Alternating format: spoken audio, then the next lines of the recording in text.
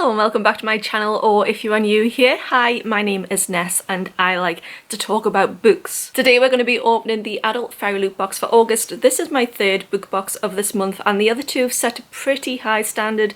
The Romantasy edition was an absolute 10 out of 10. The Illumicrate edition was very good, it had good elements, but I felt like there was some things that were lacking. Unfortunately, I have been spoiled for this book. I don't know what I was doing, I was just kind of in doom scroll mode.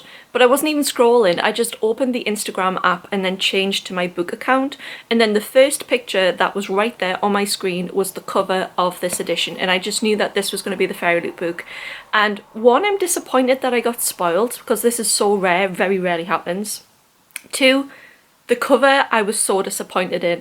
Let's get this open and let's talk about it. But I'm not as happy as I usually am at this point in videos because I'm genuinely so excited to like open a book and I'd never know what is going to be inside of it because I actually know this and I know that I'm disappointed by it. I just feel a bit deflated. But I haven't seen the rest of the book, so the rest could more than make up for it. The theme for this month is See You in Hell. I honestly thought this book was going to be in Illumicrate instead of Fairyloot, given the ties to the Illumicrate founder. But it makes sense that Illumicrate did their own special edition and I have seen that and I think they did a really good job. It was really nice. I do also have the Waterstones edition, so we'll be able to compare it. The book of the month is Katabasis. As I've learned that is how it's pronounced. I thought it was Katabasis. What it looked like when I saw briefly the cover, it just looked like a colour change, like a whitish colour change. So I could be wrong, we'll have a look. So I'm seeing the white that I saw. I was really hoping for a redesigned cover. I do like the cover of Katabasis, I think it fits in really well with the cover of Babel. I initially saw the US cover and absolutely hated that. I think the UK cover goes way nicer with Babel. So I do think if anything, like the UK are actually winning this. I usually prefer US editions. Oh, actually this is a redesigned cover. You can't tell, but it is. You only know when you've got them actually in your hands comparing them that the art is different. This is the Fairyloot edition of Katabasis and you can see that this art here, if we look here, that is a lamp. There's books here, whereas on this one, it's not the same. Just subtle changes to this art that makes it different. The cat is here as opposed to right down here. Otherwise, they look pretty similar. The foiling on this one is gold and on this one is bronze. I think I prefer the original cover just for how cohesive it is with other editions. I'm gonna have to dig out my Fairyloot copy of Babel because I thought that was silver foiling, but it could be bronze, and if it's bronze then it'll match really well. I do prefer the edge on the Fairyloot edition, the printed edge. I think this is the nicest of any of the special editions that I've seen. It's given Antiquity Library. This is it against the Waterstones edition, which is just taken the cover image. But I much prefer this one. I'm going to be displaying this book this way. The spines are exactly the same as is the back of the book. So I'm not disappointed in this edition like I thought I was. I thought this was just a complete colour change. I should have put more faith into Fairyloot, to be honest. And I didn't see this and I absolutely love this. 10 out of 10. So the insides are where things are going to be a lot different. When we look at the Waterstones edition, this is just a plain grey. And the end papers are this illustrated checkerboard. It's not wowing me. I'm going to look at the hardcover first. Oh my god. Oh my god. Okay, so we have reverse dust jacket art with the title on the spine. I'm just going to go ahead and say it. I think the art on here, the female, looks like the author. Just a reminder, this is what R.F. Kuang looks like. This is the art that's inside the book. I have no idea if that was intentional. I don't want to spend too long talking about this though because I need to show you the hardcover, because when I saw the hardcover, I felt it in my chest. This like drop-in feeling where I was totally shell-shocked. Scared to touch it. It is absolutely stunning. This hands down, oh my god, hands down, it's far superior to the Illumicrate edition. I'm sorry. This is... nearly fell off the seat. This art illustration with this foiled border. This is one of my favourite editions ever. Hands down.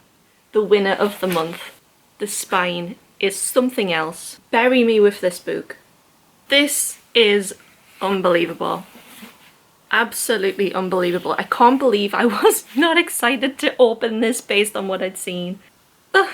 I'm so nervous for the end papers now. Like Voidwalker in Illumicrate, I feel like the end papers can make or break a special edition. I didn't think that until I opened that book, and I had some thoughts. Oh, it's okay, I'm not wowed like I was with this, because this is something else, but you know, it's a bit more simple. It's kind of like a scene from the book itself. Again, I think that this looks like the author. It's got lovely foiling. The more I'm looking at it, you know, I'm looking at it in the camera. I love the way the artist has done like these shadows and the lighting. Right, the back end paper. Oh my goodness. Explain this to me. What?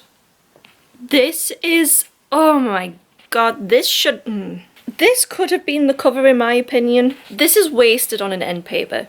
It's perfect. This is perfect. This is perfection. Oh my god. Right. Okay. So this does have an inbound author letter with a digital signature. Pages are so thin, I'm so scared to touch it. Okay, so that is, for this edition, it doesn't have any head or tail bands. That is it for this edition, and I say that is it lightly because it is stunning. It is everything. The only way really that the Waterstone edition even comes close to this masterpiece of perfection is I like the initial colour scheme. I think the black, the white and the gold works well for the rest of the books that I know the author for, and it is pen signed as well. I would have loved for the Fairyloot edition to be pen signed because that would have just rounded it all off. But that's why I've bought two. I'm going to be completely honest, I forgot that I'd bought this book. I'd pre-ordered this last October, I think, when they did triple points, and I just did a massive order because I wasn't feeling too great, and triple points seemed to justify it. So I'd forgotten that this was going to come. Otherwise, I probably would not have got two editions. But at the same time, I'm kind of pleased because I feel like I'm too scared to read this Fairyloot edition, because if I damage it, I will simply cry. Reflecting back, I said on something a little bit earlier where I said Katabasis. Still getting used to that. The normal edition looks really well against the Babel edition. I've managed to find the Babel Fairyloot, and they don't go in the same way. They don't have that cohesiveness that the normal editions have. But what they do have is looking stunning together on shelves. Katabasis is a book that I've read really mixed reviews of. A lot of people who loved her previous work haven't liked this. Look, her standout book for me was her debut. The Poppy War was like something that I've never read anything of. And it's always the book that I go to if I'm recommending for new adult fantasy readers. I have just realised when flicking through this to tell you what the page count was, that there is bonus content at the end of this book. It has the first chapter annotated by the author, which is so cool. I love it when authors do this. This book comes in at 541 pages. It is a chunky read, but it doesn't seem as intimidating as what Babel did. The main character is Alice Law, who is a graduate student, and she has one goal: to become the brightest mind in the field of analytic magic. Analytic magic? What is that? But the only person who can make her dream come true is dead and inconveniently in hell. And Alice, along with her biggest rival, Peter Murdoch, is going to go after him. But hell is not as the philosophers claim.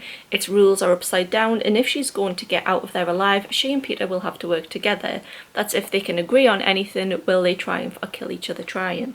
When I saw the concept of this book, I genuinely feel that if anybody can write a book like this, it is going to be this girl. Like, her brain, I'm so in awe that she's like collecting these degrees around the world while writing these best-selling books. When I come to read this book, I will be reading the Waterstones edition. I'm going to keep this on my shelves as a collector of Fairyloot. I think this is one of the best hardcovers that I've seen. I'm not disappointed by this. This is actually one of my favourites this year. The adult subscription always delivers. And just to be really blunt, I am so pleased that this was in Fairyloot and not just in Illumicrate. If I've learned anything this year, it's that Fairyloot are way surpassing Illumicrate in my opinion in terms of the elements that they put into redesigning and making a book really special. I get Illumicrate purely for the pics at this point, whereas Fairyloot I'm more open to trying a book that I've never heard of because I have confidence that the design is going to be spectacular. The Illumicrate subscription, I'm always looking at what themes are going to be coming out because I'm most likely going to skip them. Whereas I don't even look at what the themes are going to be for the Fairyloot adult subscription because I'm just confident that they're going to be good, and I don't think I've skipped one. I don't know, that might bite me on the butt one day. In terms of special edition, I do think that I'm just looking at the Fairyloot Romantasy book, but I'm not going to put it on the screen so I don't spoil anyone. Their end papers were really, really stunning. If you want to see me react to this book, it is on my channel 2